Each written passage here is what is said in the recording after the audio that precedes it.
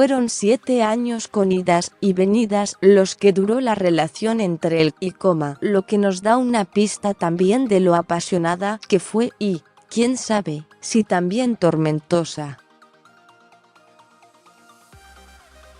Siempre ha estado más que claro que Chelsea fue uno de los grandes amores del hijo del príncipe Harry, al igual que Coma, con quien rompió en 2014. Porque, al parecer, no estaba preparada para estar sometida al escrutinio de los medios y a las servidumbres que conlleva emparentar con los Windsor.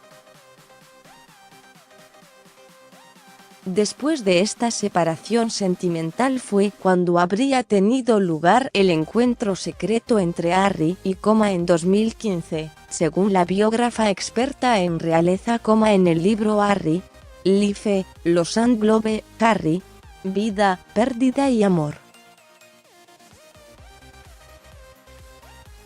Harry había estado en Botswana ese año para participar en una iniciativa destinada a la preservación de los rinocerontes. Antes de que volviera a casa ese verano, había una última cosa que Harry tenía que hacer. Mientras estaba en África, había estado en contacto con Chelsea y habían acordado tener un rendezvous secreto en Ciudad del Cabo. En aquel momento, según manifiesta la autora, Chelsea había tenido una relación seria con el joyero Charles Wode, pero habían roto, y teniendo en cuenta la circunstancia de que ambos se encontraban en el mismo país en ese momento, decidieron quedar. Como suele decirse coloquialmente, donde hubo fuego, cenizas quedan. Estaba claro que seguían teniendo sentimientos profundos el uno por el otro y en lo más hondo de su ser esperaban que hubiera la posibilidad de una reconciliación. Según las fuentes que consultó la autora, la iniciativa había partido de ella.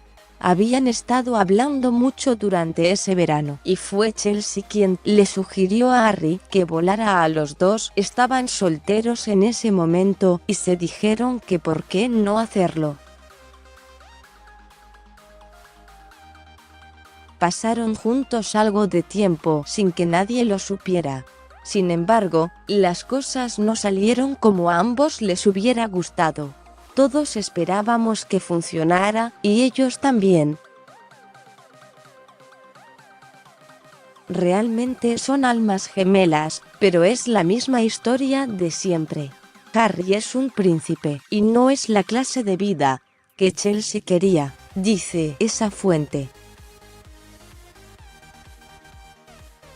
Y llegó el momento de Meghan cuando Harry volvió al Reino Unido. La historia estaba acabada para siempre y menos de un año después apareció en su vida como quien, al contrario de sus predecesoras en el corazón del hijo menor de Lady Di, sí parecía estar preparada para la vida de una royal.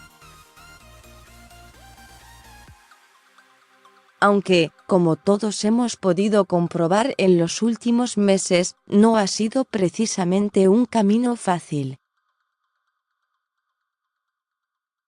Sea como fuere, tanto Chelsea como Cressida estuvieron presentes en la boda de los ahora duques de Sussex, lo que evidencia que sus rupturas se produjeron en buenos términos y que no tuvo ningún inconveniente en que dos mujeres muy importantes en la vida de su pareja estuvieran presentes en un día tan trascendental para ambos. Chelsea, en efecto, no parecía la elección más idónea para Harry. Si nos atenemos a sus circunstancias personales, es el nieto de la reina Isabel II. Un claro ejemplo es que en 2009, cuando su estatus pasó de estar en una relación a soltera, lo que lógicamente causó un enorme revuelo.